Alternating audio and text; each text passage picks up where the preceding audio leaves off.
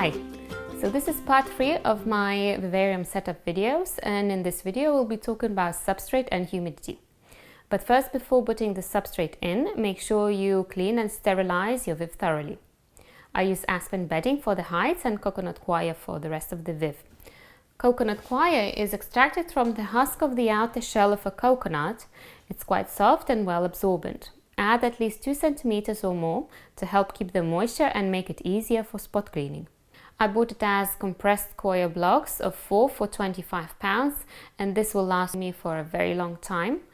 You need to add water until it is damp to the touch.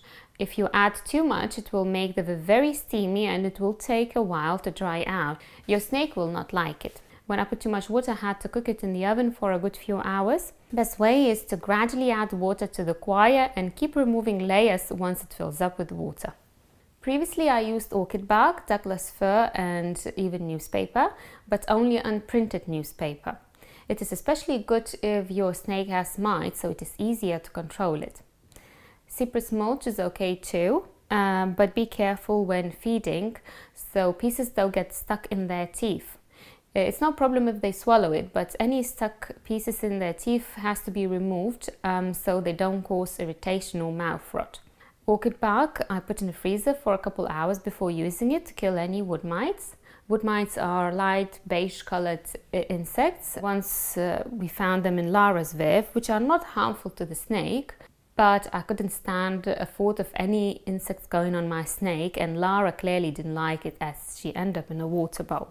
Any salt substrate has to be fully removed, the area cleaned and replaced with a new substrate. Do not leave their droppings or urine laying around. Clean it straight away, as that contains harmful bacteria and fungi. Do not use any cedar shavings, they are toxic to snakes. Also avoid any pine shavings. Sand and gravel are also not recommended.